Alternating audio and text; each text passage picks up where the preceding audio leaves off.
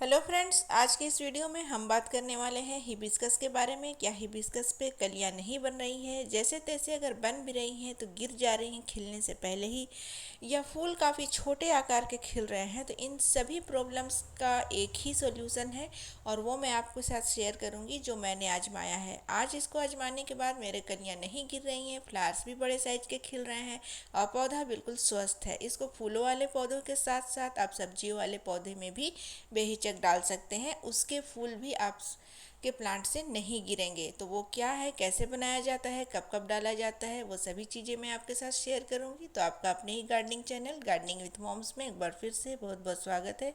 तो चलिए वीडियो को शुरू करते हैं।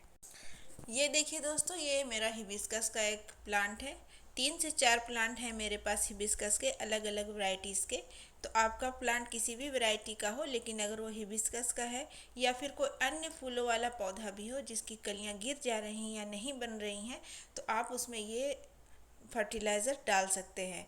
कलियों की संख्या मैं आपको पहले दिखा देती हूँ ताकि आपको अंदाज़ा हो जाए कि किस प्रकार से भरपूर और अनगिनत कलियाँ इस फर्टिलाइज़र को डालने के बाद आपके प्लांट्स में आएंगी। और ये बिल्कुल आजमाया हुआ है और बिल्कुल 100% ऑर्गेनिक है। और इसको घर में ही आप बड़ी आसानी से बना सकते हैं। अगर आप बिगनर्स भी हैं, आपके सामने प्रॉपर फर्टिलाइज़र वगैरह की इंतज़ाम नहीं है, उसके बावजूद भी आप इसे एक दिन में बना सकते हैं। तो इस फर्टिलाइज़र को बनाने के लिए कुछ बाहर से लाने की ज़रूरत नहीं है। आप इसे घर की चीज़ों से ही बना सकते हैं। वो सारी चीज़ें आपके किचन में मौजूद है। बस आपको मालूम होना चाहिए कि किन किन चीज़ों का यूज़ इसमें हुआ है। उसके बाद आप जो है इसे प्लांट में डालेंगे तो कुछ ही दिनों के बाद आपको इसमें जो है फ़र्क देखने को मिलेगा। फर्टिलाइज़र तो आप डालेंगे ही, लेकिन उसके साथ साथ आपको क्या क्या काम करना है, जैसे अगर कोई पत्तियां पीली हैं या पहले कोई फूल खिले हैं, उसको जो है यहाँ से तोड़ना है। बिल्कुल वहाँ नोड एरिया से, जो ब्रांच के पास जो नोड निकलती है कली की, वहाँ से आपको तोड़ लेना है। और जो पत्तियां पीली हो रही हैं, कोई ब्रांच भी अगर ख़राब है, हिबिस्कस में ज़्यादातर मिली बग्स का अटैक काफ़ी मात्रा में होता है और प्लांट्स के मुकाबले। अगर आपके प्लांट्स में मिली बग्स हैं तो उसमें भी फ्लावर्स नहीं आएंगे, कलियां नहीं आएंगी। तो मिली बग्स को कैसे हटाएंगे, उसका एक परमानेंट इलाज है। वो लिंक मैं आपको डिस्क्रिप्शन में डाल दूंगी, वो आप ज़रूर आजमाइएगा। तो मिली बग्स जो है इस प्लांट में भी था, लेकिन अब वो हट चुका है और प्लांट बिल्कुल स्वस्थ है। तो इस प्रकार से आपको क्या करना है कि जितने भी वीड्स वगैरह हैं वो आपको निकालते रहना है। और मिट्टी को जो है हमेशा गुड़ाई आपको करते रहनी है। खासकर रेनी सीजन में बारिश का पानी पड़ते पड़ते जो है एक काई नुमा परत ऊपर में जम जाती है। तो अगर आप कोई फर्टिलाइज़र भी डालेंगे तो ऊपर से ही वो सूख जाएगा। और अगर बारिश का पानी जिसमें काफ़ी मात्रा में न्यूट्रिशंस और नाइट्रोजन होते हैं, जो पौधे के लिए काफ़ी फ़ायदेमंद होता है, वो भी अंदर जड़ों तक नहीं जा पाएगा। तो रूट के सहारे पौधे में कोई भी न्यूट्रिशन पहुंचता है तो वो आपके पौधे में नहीं पहुंच पाएगा। तो ये एक रूटीन बना लें कि हर हफ्ते 10 दिन 12 दिन में आप जो है मिट्टी की गुड़ाई करेंगे। मिट्टी की गुड़ाई करने से बहुत सारे फ़ायदे होते हैं, मिट्टी को भी और प्लांट्स को भी। मिट्टी की जो क्षमता है वो बढ़ती है, ऑक्सीजन लेवल जो है मिट्टी में बढ़ता है, जिसकी वजह से रूट्स में भी ज़्यादा से ज़्यादा ऑक्सीजन पहुंच पाते हैं, जो प्लांट्स को बढ़ने में काफ़ी हेल्प करते हैं। तो गुड़ाई जो है एक मामूली प्रोसेस नहीं है, बल्कि काफ़ी इम्पोर्टेंट प्रोसेस है पौधे को स्वस्थ रखने के लिए। तो इतना काम करने के बाद आपको अपने कंटेनर के हिसाब से इस फर्टिलाइज़र को लेना है। मैंने अभी आपको दिखाया कि ये काफ़ी बड़ा कंटेनर है, 2 डब्बा जितना फर्टिलाइज़र डाला है। तो इस हिसाब से आपको ये सिलेक्ट करना होगा कि आपका जितना बड़ा कंटेनर है उसी हिसाब से आप फर्टिलाइज़र डालेंगे, इस हिसाब से, ताकि ड्रेनेज होल से वो बाहर ना निकले, वेस्ट ना हो। गुड़ाई के बाद दोस्तों आपको क्या करना है कि हल्की हल्की ट्रिमिंग करें अपने प्लांट्स की, सभी ब्रांचेस की हल्की हल्की आप ट्रिमिंग करें। आप देखेंगे बहुत जल्द वहाँ से न्यू शूट्स आना स्टार्ट हो जाएंगे। तो दोस्तों चलिए अब देखते हैं कि फर्टिलाइज़र को बनाने के लिए हमें क्या क्या चाहिए।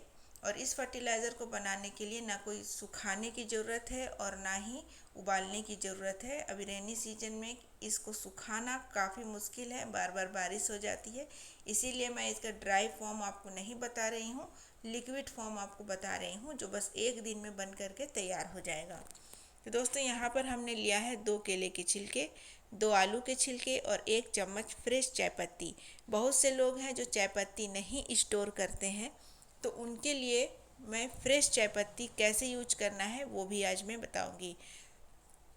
ज़्यादातर मैं यूज़ की हुई जो चाय पत्ती है उसे ही धो करके सुखा करके रख लेती हूँ, लेकिन अभी मैं आपको बताऊंगी तो धो करके सुखाना काफ़ी मुश्किल है रेनी सीजन में। इसीलिए मैं आपको आज इस वीडियो में डायरेक्टली ही फर्टिलाइज़र बनाना सिखाऊंगी। तो इस तरीके से तीनों चीज़ें हमने ले ली है। अब तीनों चीज़ों को क्या करना है, छोटे छोटे पीसेस में कट कर लेने हैं। साबुत हमें यूज़ नहीं करना है क्योंकि छिलकों के अंदर जो न्यूट्रिशंस है वो पानी में नहीं घुल पाएगा, इसीलिए सभी को हमें छोटे छोटे पीसेस में कट कर लेना है। केले में काफ़ी मात्रा में पोटेशियम पाई जाती है और आलू में पोटेशियम प्लस स्टार्च होता है। तो अगर पौधे कमज़ोर हैं तो वो स्टार्च के सहारे मजबूत हो जाएंगे, और अगर कलियां नहीं बन रही हैं, कलियां प्रोड्यूस होती हैं पोटेशियम की वजह से, तो हम उसे बाहर से पोटेशियम प्रदान करेंगे तो कलियां भी बनेगी। अब बची खुची जो बीमारी है, कमी है, कमजोरी है प्लांट की, वो हमारा चाय पत्ती दूर कर देगा। तो संपूर्ण इसमें जो है आपको न्यूट्रिशंस प्लांट के लिए हर एक चीज़ का प्रॉब्लम इससे सॉल्व हो जाएगा। सभी को हमने देखिए डुबाव भर पानी लेना है और सभी चीज़ों को इस प्रकार से पानी में डाल देना है। बहुत ज़्यादा पानी भी नहीं लेना है, इस प्रकार जितने में ये डूब जाए और इसे अच्छे से मिला लेना है। मिला करके आप इसे ढक देंगे, ढक करके शेड एरिया में इसे रख देंगे। अब रखना कितने दिन है वो भी मैं आपको बताऊंगी। रखने के लिए मैंने जैसे इसे रखा है 3 दिन, लेकिन आप इसे 1 दिन रख करके भी यूज़ कर सकते हैं। उससे क्या होगा कि पानी में जितना भी इसका अर्क है छिलकों का और चाय पत्ती का, वो वाटर में आ जाएगा। तो दोस्तों इस तरीके से देखिए 2 दिन के बाद ये कुछ इस प्रकार से लगेगा। अब बिना देर करते हुए इसे हम एक बड़े से बकेट में डाल देंगे, क्योंकि हमें करना है इसे डाइल्यूट। डायरेक्टली हमें इसे अपने प्लांट में नहीं देना है, इसीलिए डाइल्यूट ज़रूर करेंगे आप। अच्छा, डाइल्यूट करने के टाइम पे आपको कितना पानी देना है वो आप पर डिपेंड करता है। जैसे मैंने इसे 3 दिन के लिए इसी तरीके से छोड़ दिया था, तो ये देखिए ये इतना है। अभी बकेट में आपको समझ में नहीं आ रहा है, अब मैं इस डब्बे में आपको डाल के दिखाती हूँ। ये करीब 1 डब्बे जितना मेरा फर्टिलाइज़र है। तो ये हो गया प्योर फर्टिलाइज़र, लेकिन इसे अब डाइल्यूट करना है। तो जैसे मैंने कहा 3 दिन के लिए मैंने इसको छोड़ा था, तो ये गया बकेट में वापस ये फर्टिलाइज़र। अब इसके अलावा हमें 3 डब्बा इसी डब्बे से पानी इसमें डालना है। अब जैसे आपने 2 दिन के लिए छोड़ा, तो इस डब्बे से आप या किसी भी डब्बे से नाप के 2 डब्बा पानी डालेंगे। 1 दिन के लिए छोड़ा है तो 1 डब्बा पानी मिलाएंगे, तो और 5 दिन के लिए छोड़ा है तो 5 डब्बा पानी मिलाएंगे। इस प्रकार से हमें इसे डाइल्यूट कर लेना है। चूँकि मैंने इसे 3 दिन के लिए छोड़ा था तो 3 डब्बा पानी मैंने इसमें मिलाया है। अब ये बिल्कुल डाइल्यूट हो चुका है और रेडी टू यूज़ है। आगे मैं आपको बताऊंगी दोस्तों कि इसे डालना कब कब है और किस वक्त डालना है। तो जब भी कोई भी फर्टिलाइज़र आप डाल रहे हैं शाम के वक्त डालिएगा, और 15 दिन के बाद इसको फिर रिपीट कीजिएगा। और इसके साथ साथ आपको मिट्टी की गुड़ाई, डैमेज पत्तियाँ और सूखे हुए ब्रांचेस को हटाते रहना है। ट्रिमिंग भी हल्के हल्के हर 15 दिन में आपको करते रहनी है। तब आप देखेंगे वहाँ से नए शूट्स आएंगे और नई कलियाँ बनेंगी।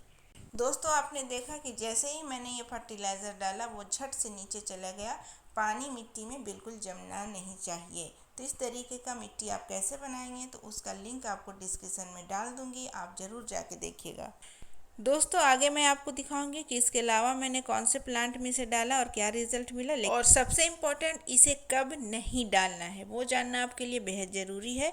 तो वो भी मैं आपको बताऊंगी, लेकिन चलिए उससे पहले देख लेते हैं मेरे पिछले वीडियो जो थी पाम ट्री के बारे में, कैसे बुशी बनाए। उसमें सबसे पहला जवाब दिया है यूज़र आरजेड ने, दूसरा नाम है मंजू जी का, और तीसरा नाम है लिटिल गार्डन सदन का।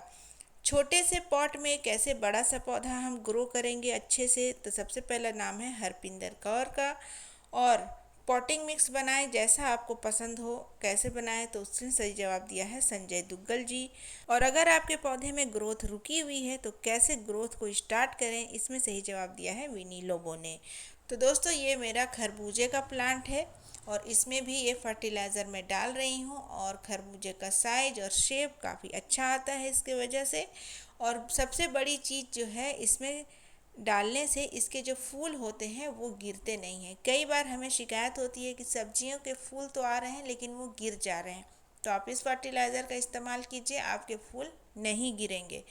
तो दोस्तों, आज का मेरा सवाल है कि इस वीडियो में मैंने कितने कलर के हिबिस्कस के फ्लावर्स दिखाए हैं। चलिए मैं आपको अब बता दूं कि इसे यूज़ कब नहीं करना है। जैसे देखिए कि बहुत ज़्यादा पानी आपके गमलों में है, मिट्टी काफ़ी गीली है, तो उस सिचुएशन में इस फर्टिलाइज़र को मत डालिए।